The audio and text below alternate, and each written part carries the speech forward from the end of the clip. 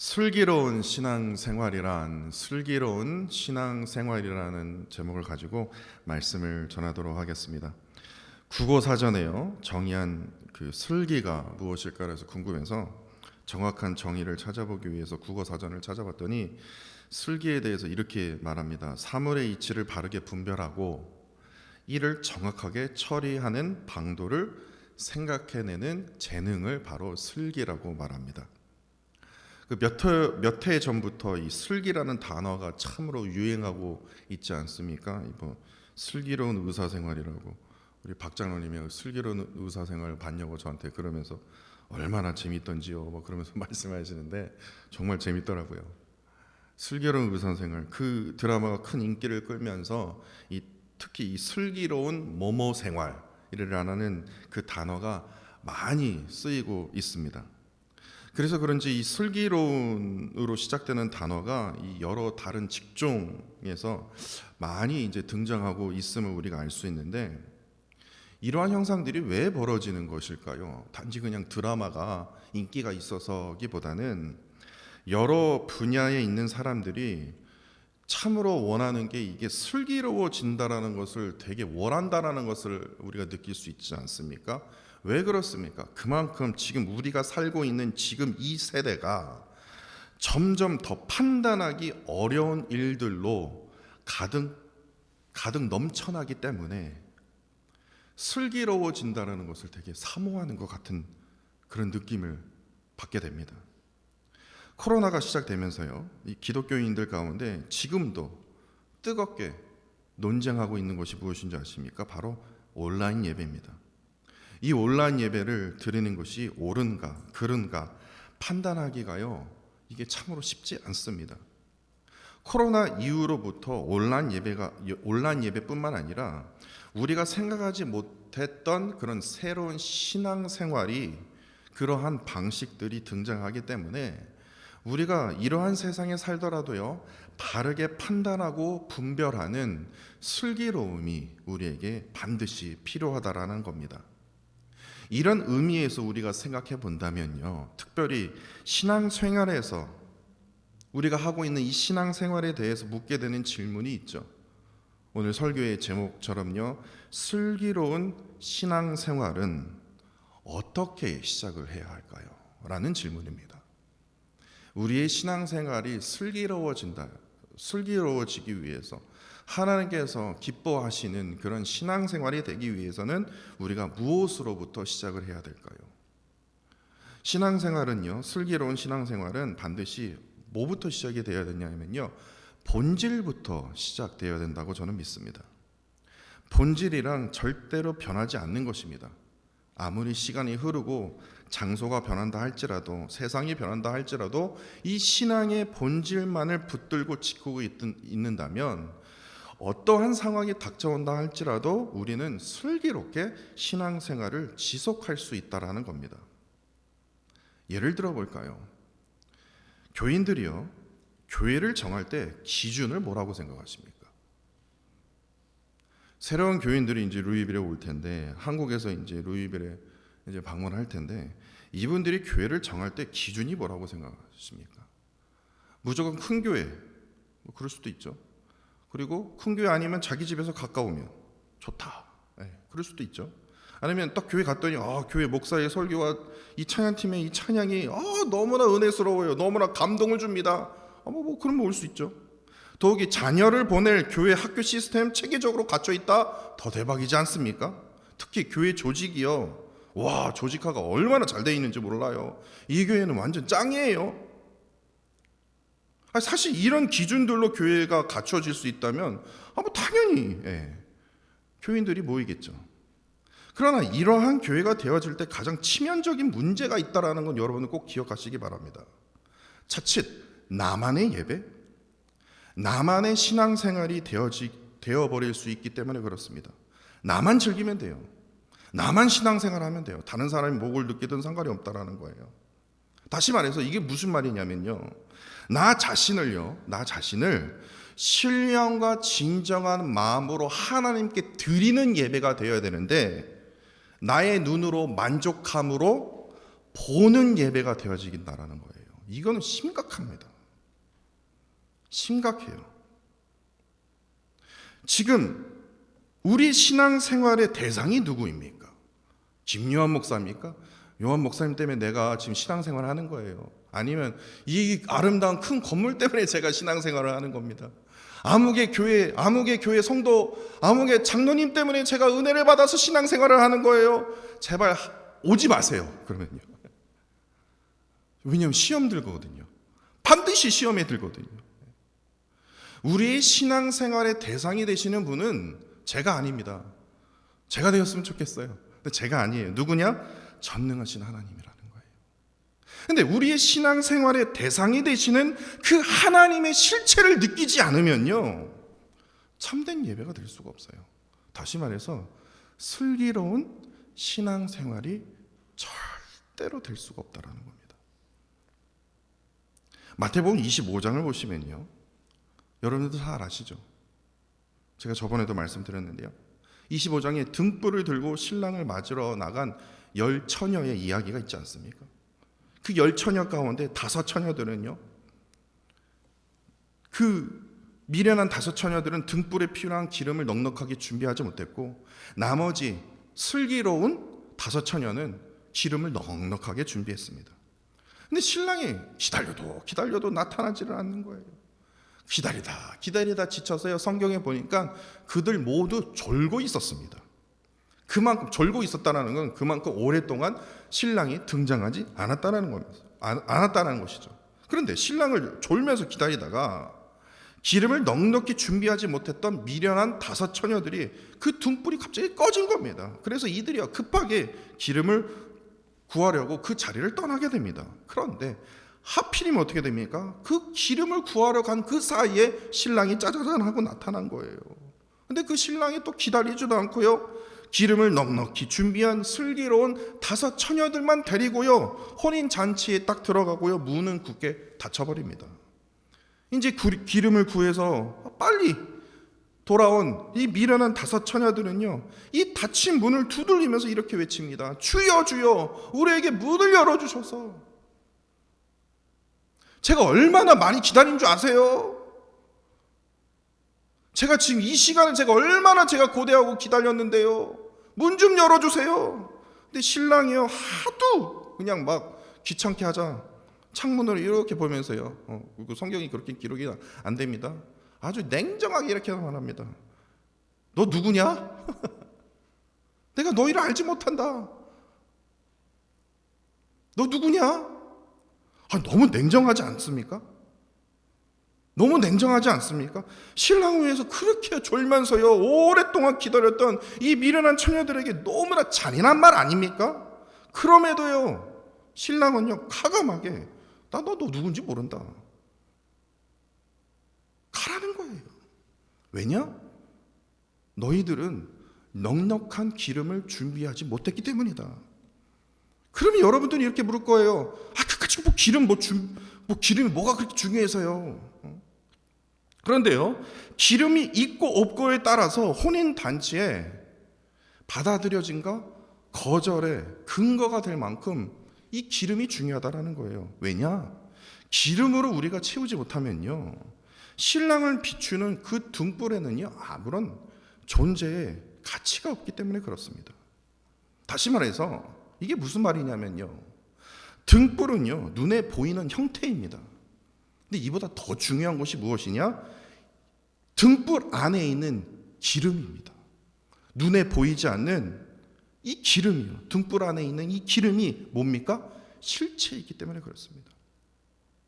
이처럼 우리가 드리는 예배와 이 신앙생활의 대상에 되시는 이 전능하신 하나님의 실체를 느끼지 못한다면요, 우리가 드리는 이 예배, 우리가 지금 하고 있는 신앙생활에는요, 아무런 의미가 없어요. 아무런 의미가 없어요. 그렇기 때문에 믿지 않는 자와 믿는 자가 전혀 다름을 못 느끼는 거예요. 왜냐? 내가 신앙생활하고 있는 그 대상이 전능하신 하나님이 아니기 때문에 그렇습니다. 오랫동안 신랑을 기다렸어요. 다시 말해서 수십 년간 예배를 드려왔어요. 우리 아버지가 뭐 어쩌고 목사였고 장로였고 뭐 수십 년간 대대로 신앙생활을 해왔어도 그 등불 안에 눈에 보이지 않는 그 기름을 가지지 못한다면, 다시 말해서 하나님의 그 실체를 느끼지 못한다면요, 대대로 신앙생활을 했고 수십 년간 뭐 예배를 드렸고 수천 번 예배를 드렸어 왔어도, 1000번째 드렸어 왔어도 그 우리 신앙생활에 대신 하나님의 실체를 느끼지 못한다면요, 슬기로운 신앙생활이요 절대로요 가능할 수 없다는 겁니다. 이런 의미에서 오늘 본문을 한번 보십시오. 오늘 본문은요, 어떻게 보면 그냥 다른 이야기일 수 있으나 오늘 본문의 말씀을 통해서 슬기로운 신앙생활이 어떤 것인지를 우리가 다시 한번 깊게 깨닫게 됩니다. 전쟁의 전리품으로 이제 하나님의 궤를 블레셋 땅으로 가져오지 않았습니까? 그러자 그들이 어떠한 벌을 받습니까? 아주 그냥 독종의 큰 재앙을 받지 않습니까? 그런데 무려 7달 동안 그 독종의 그 재앙으로 고통을 받아서요, 그들의 부르짖음이 하늘에 사무쳤다고 성경은 기록하고 있습니다. 다시 말해서 삶과 죽음의 경계를요 7달 동안 막 넘어든 거예요. 너무나 고통스러운 시간을 지금 블레셋 사람들은 보내고 있었습니다. 그래서 블레셋 사람들이요 가만히 있을 수 없어서 이 큰 고통의 그 재앙을 멈추기 위해서 무슨 일을 합니까? 블레셋의 제사장들과 복술자, 그러니까 뭐 마술을 부르는 사람, 뭐 미래를 점치는 사람, 이 복술자를요 부릅니다. 도움을 청합니다. 그러자 이들이요 재앙을 멈추기 위해서 속건 제물을 만들어야 된다. 그러면서요 아주 기가 막힙니다. 독종 모양으로 된 금 독종 5개, 그리고 쥐 모양으로 된 금쥐 5마리, 이렇게 만들려고 해요. 그리고는요 한 번도 멍에를 메어보지 못한 두 암소를 준비하게 됩니다. 그래서 그 두 암소에게 뭐합니까? 새 수레를 메웁니다. 그리고 그 수레 안에 하나님의 언약궤와 그들이 준비했던 10개의 금 독종과 금쥐, 이거를요 박스에다가 딱 넣어서, 상자에 넣어서 이스라엘 땅으로 돌려보냅니다. 그리고 이들은요 이 두 암소가 끄는 그 수레를 통해서 검증하게 되죠. 무엇을 검증합니까? 이 두 암소는요 새 수레를 메어본 경험이 없습니다. 더군다나 그 두 암소를 사람이 끄는 것도 아닙니다. 더욱이 더 황당한 것은, 더욱이 이 두 암소는요 암소에게 무엇이 있었냐면 갓 태어난 송아지가 있었습니다. 근데 그 송아지에게 젖을 물려야 되는데 곧바로 헤어지게 만든 겁니다. 그리고 새 수레를 끌도록 인도한 것이에요. 그리고 이스라엘 땅으로 향하도록 딱 보낸 거예요. 그렇다면 저 같아도 암소가 어디로 가겠습니까? 송아지가 지금 계속 음매하고 울지 않겠습니까? 젖 주세요, 젖 주세요. 그러면 암소가요 당연히 그 귀를 듣고 송아지로 가죠. 자기 이끄는 사람도 없는데 수레 끈 채로 송아지 쪽으로 갈 겁니다. 근데 송아지 쪽으로 가는 게 아니라 어떻게 해요? 이스라엘로 간다? 이거는 불가능한 일이다. 근데 만약에 송아지가 울려도 그 두 암소가 저절로 이스라엘 땅으로 향한다면, 그렇다면 블레셋에게 임했던 이 재앙은 분명히 하나님으로부터 비롯되었음을 확실하게 증명된 것임을 그들이 지금 검증하고 싶은 거예요.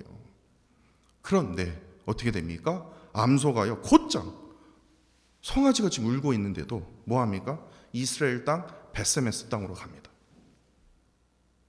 그러자 블레셋이 놀란 거예요. 특별히 오늘 우리가 읽은 본문을 보시면요, 이제 암송아지가 이제 그 하나님의 궤와 그 다음에 10가지 금 독종과 금 그 쥐로 만든 그거를요 싣고요 이제 가고 있는데, 베세메스 사람들이요 이로부터 딱 3가지를 목격하게 됩니다. 오늘 본문 13절을 보십시오. 암소들을 끄는 그 새 수레에 실어진 하나님의 궤와 그 다음에 속건 제물을 보았죠. 그리고 14절과 15절에서는요 암소들로 어떻게 합니까? 이들이 하나님께 번제물을 드립니다. 그리고요 번제물 드리고 그 다음 단어를 보십시오. 다른 제사를 드리는 것을 보게 됩니다. 다른 제사를 드렸다는 것이 어떤 제사를 드렸는지 알 길이 없습니다. 마지막으로 19절에는요 하나님의 궤를 멀리서 보다가, 13절에서는 멀리서 봤는데 이제는 19절에서는요 하나님의 궤를 들여다봅니다. 멀리서 본 것과 들여다본 것은 차원이 틀립니다. 가까이 봤다라는 거예요. 그러니까 이들이 단지 그냥 이 3가지를 본 거예요. 그냥 본 거예요. 다른 거 뭐 행동한 거 없고 그냥 본 거예요. 그런데 결과가 어떻습니까?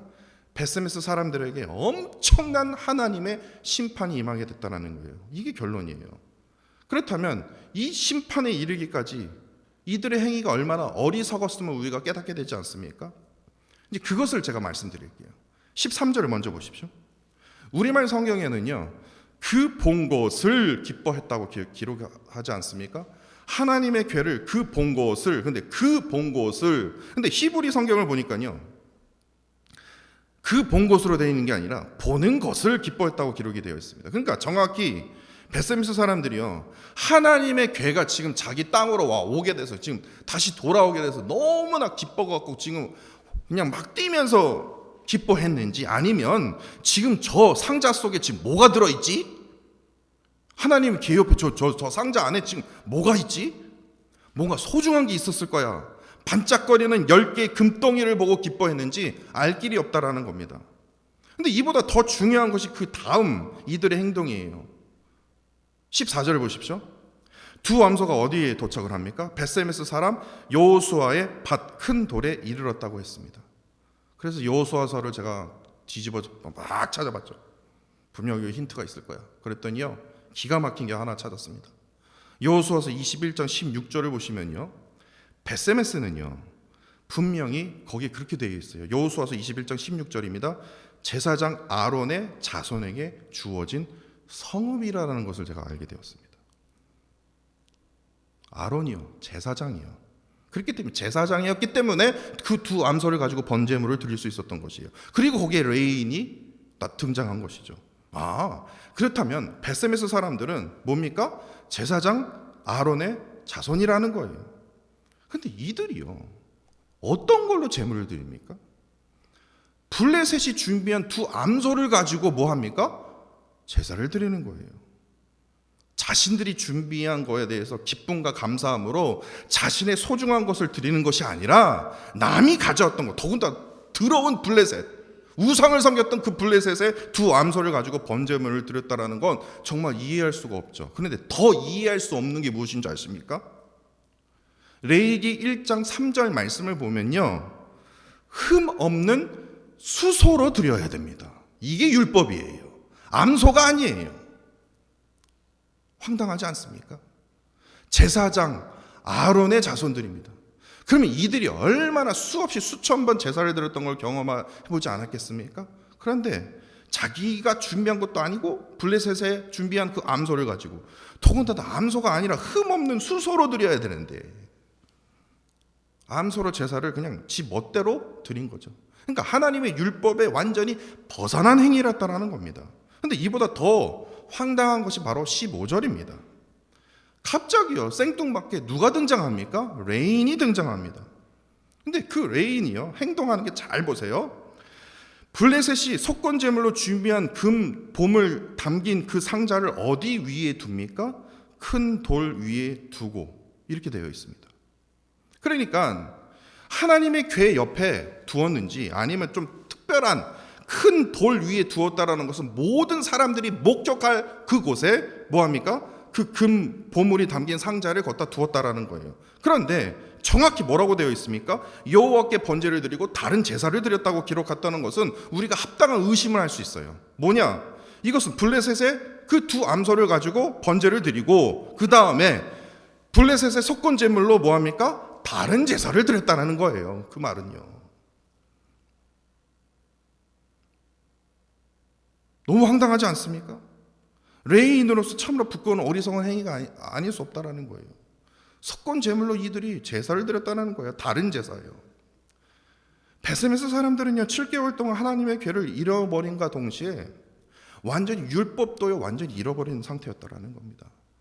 제사장 아론의 자손들이에요. 부끄럽지 않습니까? 아론의 자손이 아니었다라면 제가 이해를 하겠어요. 뭐 모를 수도 있지. 근데 아론의 자손들이라는 거예요. 그러니까 그만큼 뭐합니까? 이때 당시에 이 사사의 마지막 시대 때에도 뭐합니까? 영적으로 많이 타락했으면 우리가 알 수 있지 않습니까? 그런데 19절에는요 더 황당히 그지없습니다.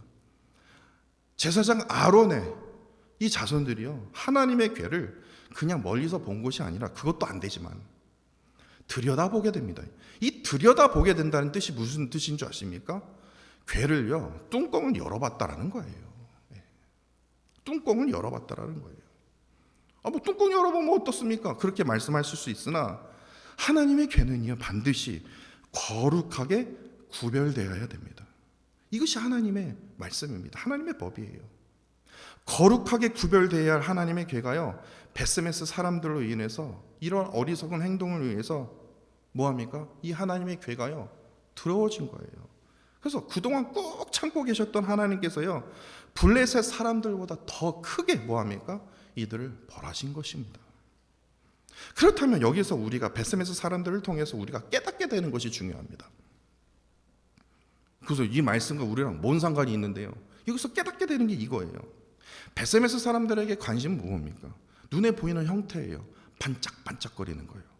반짝반짝거리면요, 눈에 이렇게 딱 보게 돼요. 그렇지 않습니까? 형태에만 아주 그냥 오로지 관심이 있었어요. 다시 말해서 눈에 보이지 않는 뭡니까? 본질에 대해서는 전혀 관심이 없어요. 이게 무슨 뜻이냐? 하나님의 괴가 지금 다시 이스라엘 땅으로 지금 오고 있는 거 아닙니까? 다시 말해서 하나님의 임재함을 느껴야 된다는 거예요. 그런데 그거에 대한 관심은 없고 반짝반짝 금덩어리에만 이들은 관심을 두었다는 거예요. 하나님의 말씀에, 하나님의 그 율법에 묵상을 하면서 늘 기억하고 있어야 되는데 뭐합니까? 블레셋이 준비한 두 암소에게만 그 지금 초점이 되어 있다는 거예요. 뭐 율법 말씀이 뭐라고 써있든 상관없다. 그냥 두 암소만 잡아갖고 제사만 드리면 되는 거 아니냐. 이들은 오래전부터, 여호수아 때부터 제사장 아론의 자손으로서 베세메스에서 오랫동안 살아왔지만, 이러한 축복을 누려왔지만, 이들을 통해서 어떠한 슬기로운 제사, 슬기로운 예배, 슬기로운 예배 생활을요, 전혀 배울 수가 없다라는 거예요. 이게 문제라는 거예요.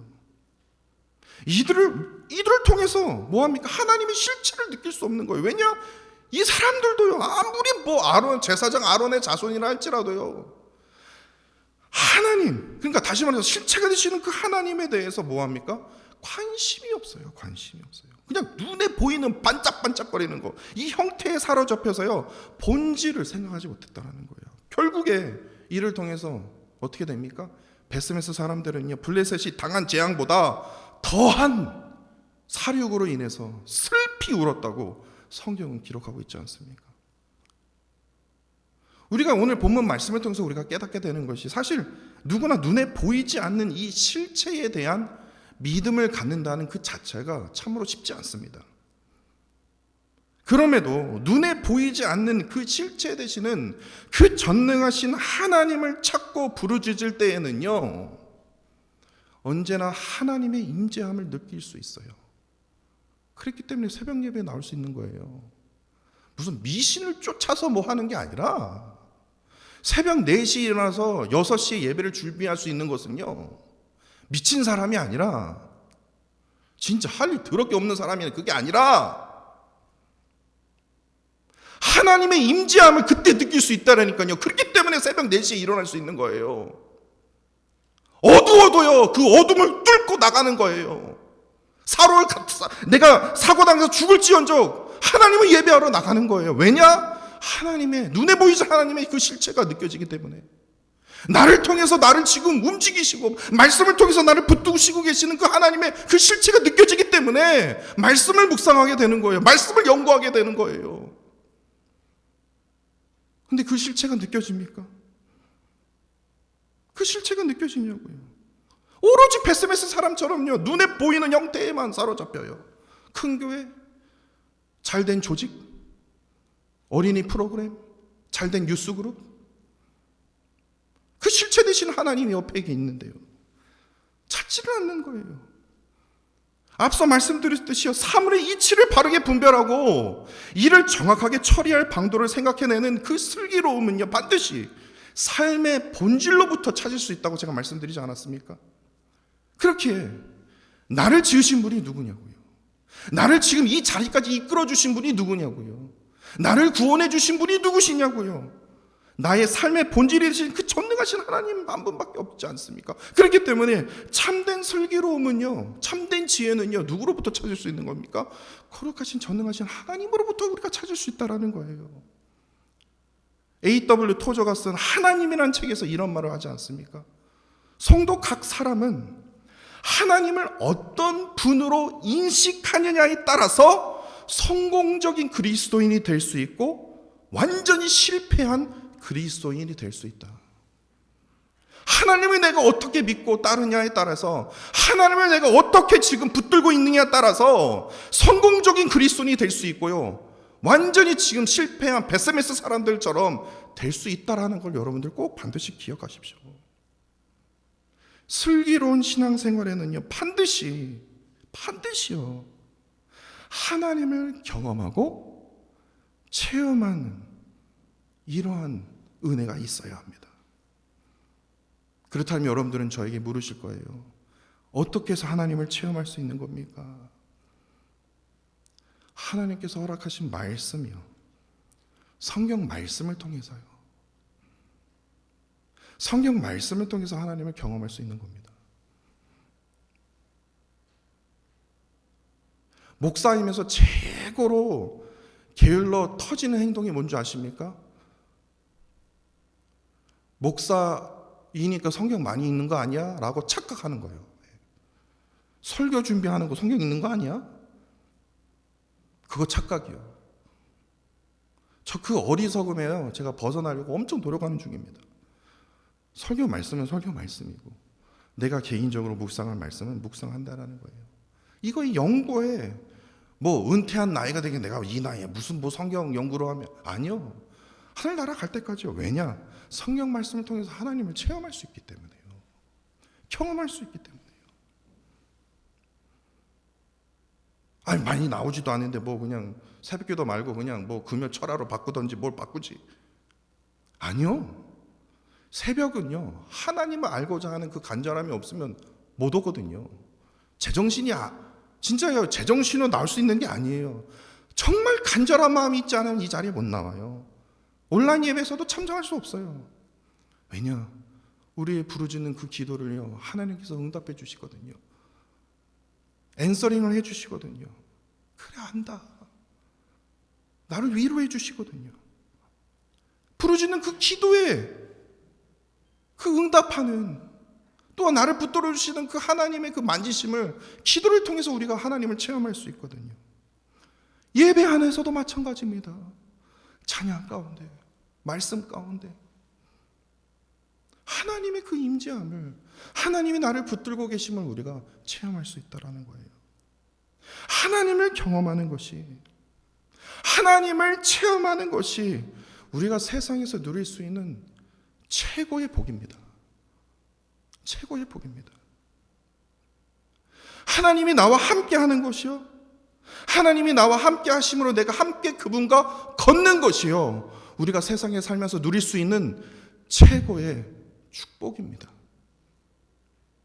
진짜 믿으시냐고요?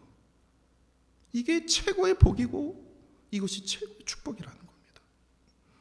그렇게 슬기로운 신앙생활이란, 오늘 설교의 제목처럼요, 슬기로운 신앙생활은 다른 게 아닙니다. 하나님을 경험하고 하나님을 체험하는 겁니다. 슬기로운 신앙생활이란 하나님과 함께 하는 것이고 하나님과 함께 걷는 것입니다. 다른 게 없어요.